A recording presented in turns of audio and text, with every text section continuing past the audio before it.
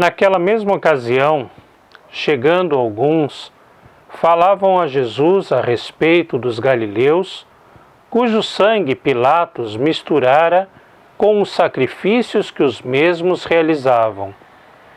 Ele, porém, lhes disse: Pensais que esses galileus eram mais pecadores do que todos os outros galileus por terem padecido estas coisas? Não eram, eu vô-lo afirmo. Se, porém, não vos arrependerdes, todos igualmente perecereis. Ou cuidais que aqueles 18, sobre os quais desabou a torre de Siloé e os matou, eram mais culpados que todos os outros habitantes de Jerusalém? Não eram, eu vô-lo afirmo. Mas se não vos arrependerdes, todos igualmente perecereis. Então Jesus proferiu a seguinte parábola: Certo homem tinha uma figueira plantada na sua vinha, e vindo procurar fruto nela, não achou. Pelo que disse ao viticultor: Há 3 anos venho procurar fruto nesta figueira e não acho. Podes cortá-la. Para que está ela ainda ocupando inutilmente a terra?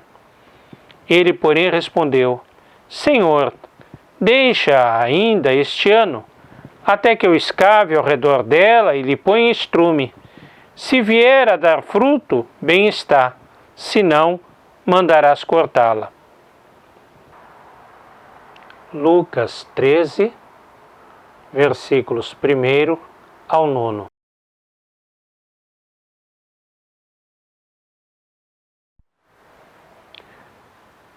Certa vez um amigo me contou que o coral da sua igreja fazia um trabalho em um hospital que cuidava de doentes de uma determinada enfermidade infecciosa.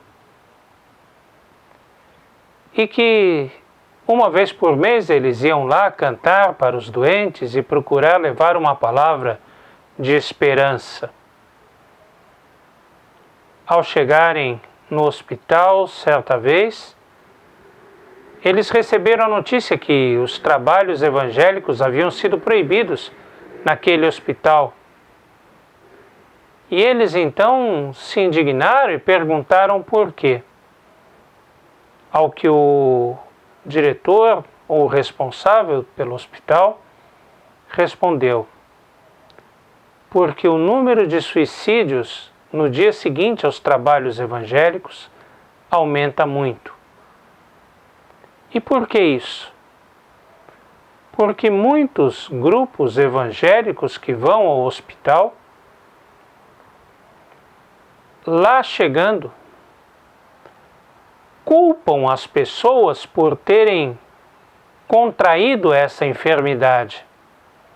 Dizem que eles estão ali por conta dos seus pecados, que eles são desgraçados, que eles são abandonados por Deus e que Deus tem ódio da vida deles porque eles fizeram coisas erradas que levaram a contrair aquela doença.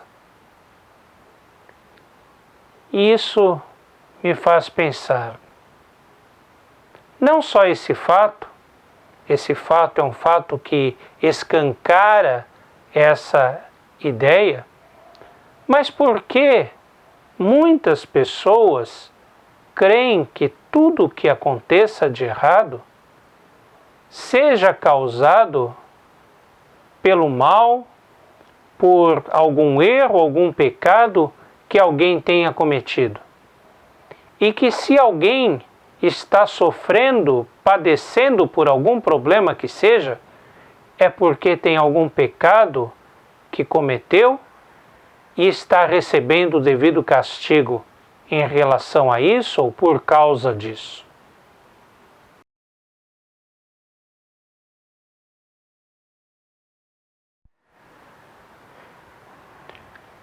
Essa postura não é nova, muito pelo contrário, vem desde a antiguidade.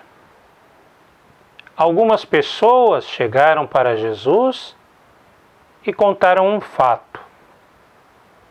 Pilatos mandara matar pessoas quando elas estavam sacrificando a Deus, quando elas estavam prestando culto a Deus. E misturou-se o seu sangue, o sangue daquelas pessoas, com o sangue dos animais que eles sacrificavam a Yahvé.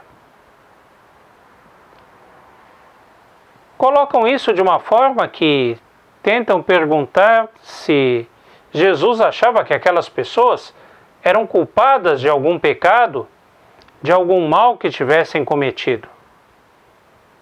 Esses homens, nós não temos informações a respeito desse episódio histórico, a história simplesmente não registra, embora isso não signifique que não tenha acontecido. Apenas não temos registros históricos deste fato e nem do fato que Jesus cita a seguir, da queda da Torre de Siloé. No entanto,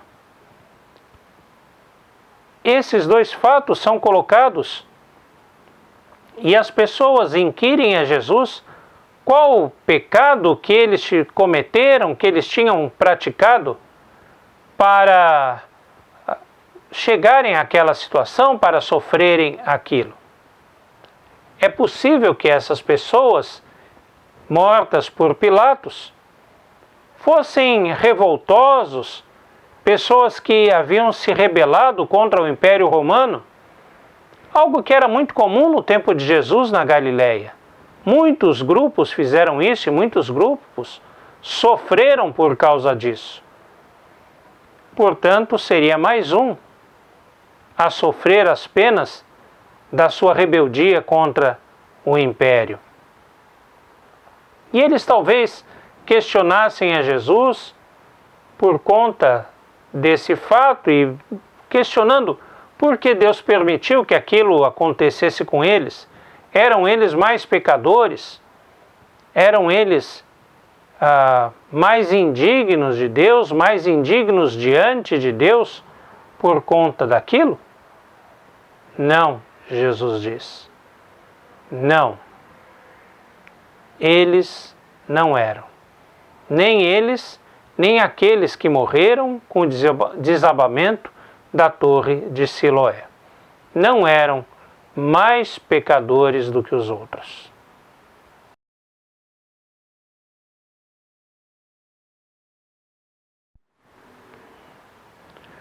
Por trás dessa conversa, por trás da palavra dessas pessoas, há implícita uma grande perversidade. Uma perversidade que se manifesta muitas vezes no pensamento religioso, na vida de fé das pessoas. Muitas pessoas parece que, para se sentirem amadas por Deus, precisam denegrir outras pessoas, ou ainda dizer que essas outras pessoas não são amadas por Deus. É como se alguém dissesse que para que elas sejam salvas, as outras precisam estar perdidas. Para que elas sejam amadas por Deus, as outras precisam ser rejeitadas por Deus. E então, a qualquer coisa errada que possa acontecer, a qualquer problema que se manifeste, eles culpam as outras pessoas para dizer: eu não sou assim, eu sou amado por Deus. Eu não sofro essas coisas, porque eu sou amado, sou salvo por Deus. Ele sofre porque ele é pecador, ele é rejeitado por Deus. E então qualquer desgraça que aconteça, seja na vida pessoal de alguém, um desastre, algum problema, alguma coisa que aconteça, seja na vida coletiva, como um surto de pandemia, como o que estamos passando, ou um tsunami, ou um desastre em que morra muitas pessoas, sempre se vão procurar culpados e sempre vão se procurar alguma razão implícita e dizer: ah, se aquele ônibus caiu na ribanceira é porque o motorista era pecador. E todos os outros que morreram por quê? Por causa do pecado do motorista? Ah, se existe essa peste ou falta chuva nesta região, é porque as pessoas dessa região são idólatras, não cultuam a Deus ou não vivem segundo os padrões de Deus. E sempre se procura um ou mais culpados, sempre se procura uma culpa nas pessoas para os problemas, para as aflições, porque assim justifica o fato de que se eu não sofro, ou se a pessoa que acusa não sofre, é porque ela sim, ela é amada por Deus. E se os outros sofrem, é porque eles são recusados por Deus. Esse pensamento é uma grande mentira e uma grande perversidade.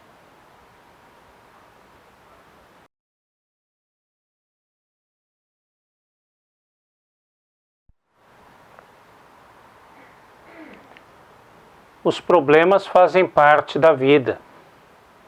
As aflições, as desgraças também acontecem. Acontecem sobre justos e sobre injustos.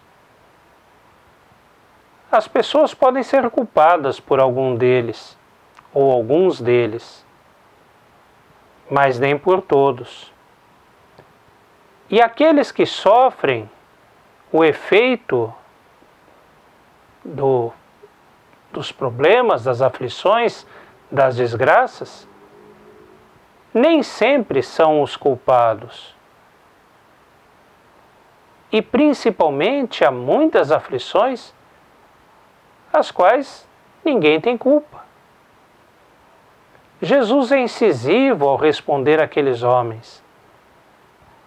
Ninguém é mais pecador por ter desabado uma torre na sua cabeça, por ter sido vítima da violência do Império Romano.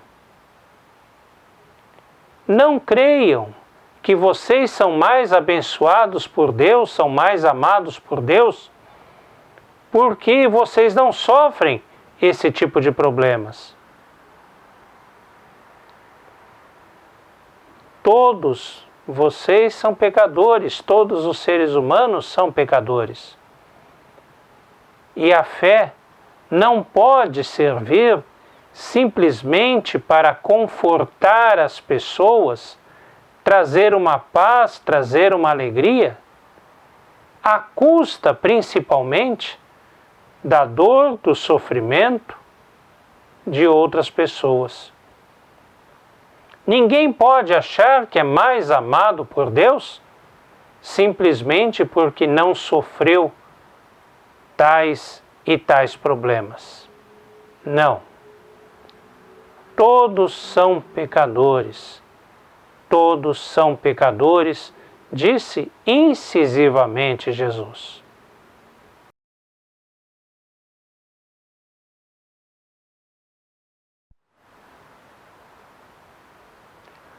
Jesus, para usar uma expressão moderna, atual, tira aquelas pessoas da sua zona de conforto. Se eles acreditavam que eles eram amados por Deus porque não sofriam problemas com a perseguição do império, Jesus disse: se vocês também não se arrependerem, vocês vão morrer do mesmo modo. Logicamente, Jesus não se referia à morte pela espada, pela violência do império, ou pelo desabamento de uma construção sobre eles. Mas falava da morte espiritual, da morte pelo pecado, da segunda morte. Essa mais definitiva, essa realmente terrível. Jesus diz então àqueles homens, aquelas pessoas, que elas precisavam se arrepender dos seus pecados, porque elas também eram pecadoras.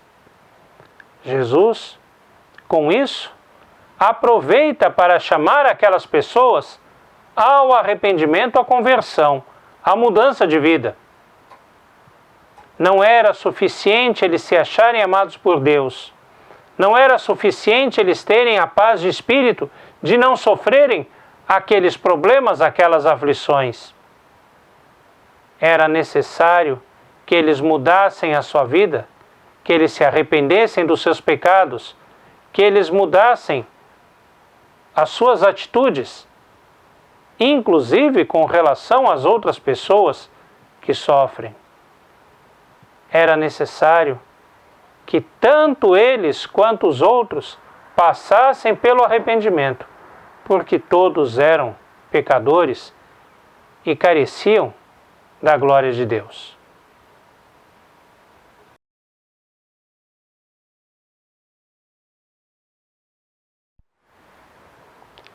Jesus então conta uma de suas parábolas, uma parábola muito conhecida.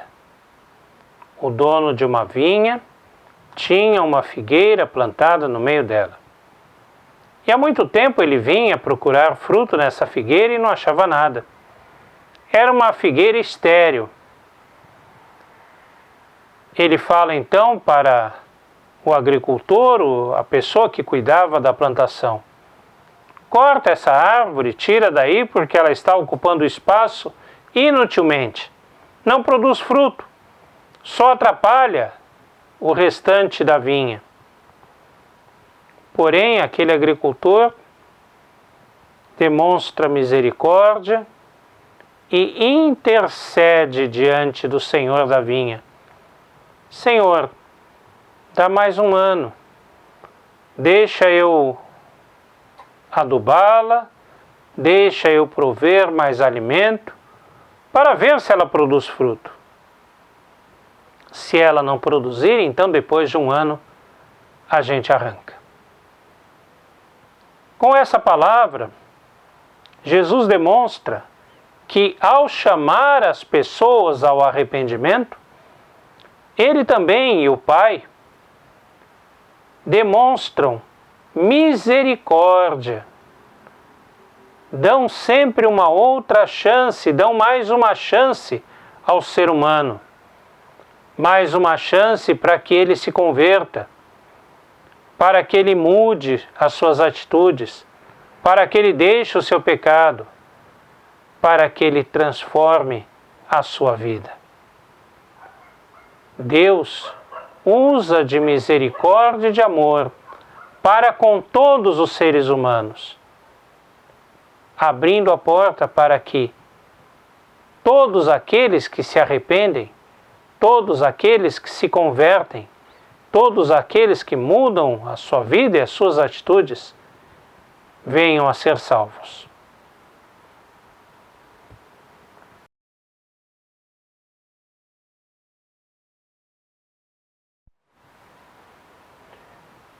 Com a imagem da figueira que deveria produzir fruto, Jesus chama a atenção daqueles que o pretendem seguir, daqueles que querem buscar a vida com Deus, de que também eles devem produzir algum tipo de fruto.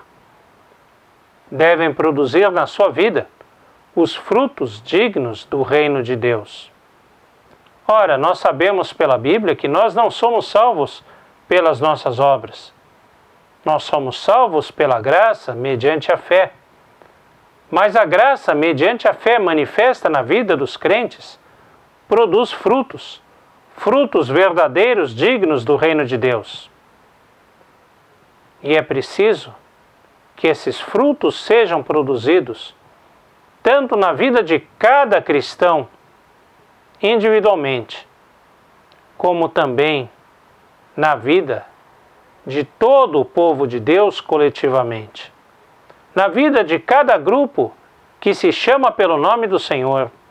É preciso produzir os frutos dignos do reino de Deus, frutos de justiça, frutos de paz, frutos de amor ao próximo.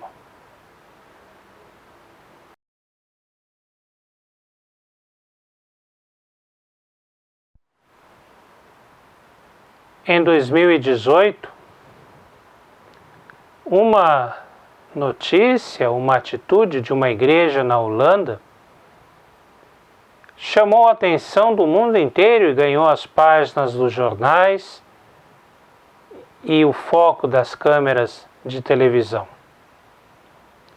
Uma família havia mudado da Armênia para a Holanda, fugindo de perseguições políticas.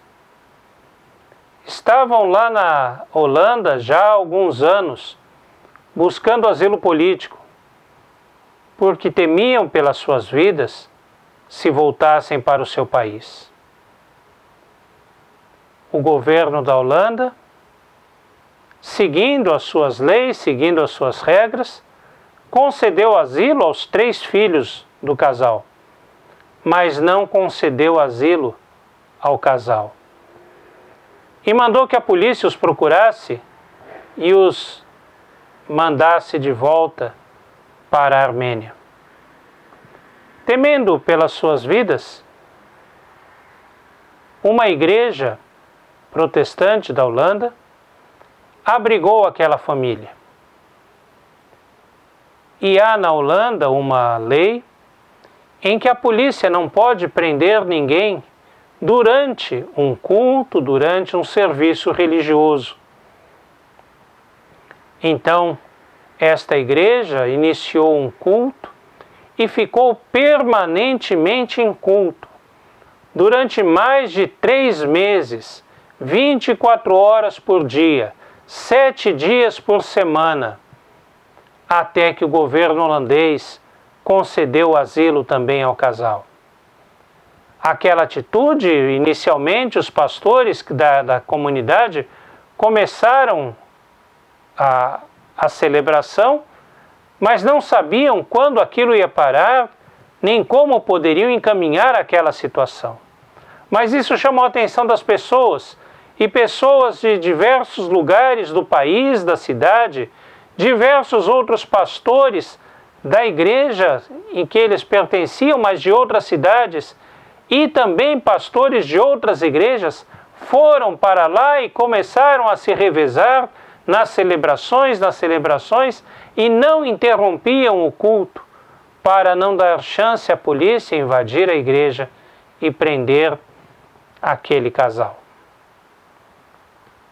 Eles poderiam simplesmente dizer o seguinte: olha, eles estão aqui contra a lei. Olha, se eles são perseguidos é porque fizeram alguma coisa de errado lá na Armênia. Ora, eles têm que voltar e cumprir a lei e nós vamos orar por eles. Ora, nós podemos encontrar várias desculpas e negar, ou simplesmente nos omitir diante dessa situação. Ou ainda dizer assim: nós não temos nada a ver com isso, nós somos salvos, eles se estão passando por isso, é porque eles são culpados. Eles não fizeram isso. Eles amaram aquela família, abrigaram aquela família e salvaram aquela família. Eles produziram o fruto de amor, de paz, do reino de Deus, diante de uma situação extrema.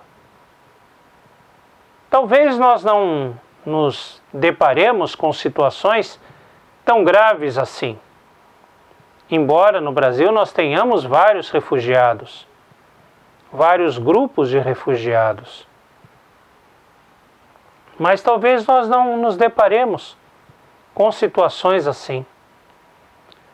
Mas certamente nós nos deparamos com situações que nos tiram da nossa zona de conforto, que fazem com que a nossa fé não seja apenas uma fé para nos confortar, para alegrar o nosso coração, para nos trazer paz de espírito, para nos trazer a sensação de sermos amados e aceitos por Deus. Mas uma fé que nos leve a agir em favor daqueles que sofrem, principalmente em favor daqueles que sofrem, não procurando culpá-los por nada, mas oferecendo a ajuda que venha de Deus para comprovar, para vivenciar o amor de Deus, tanto na nossa quanto na vida do outro.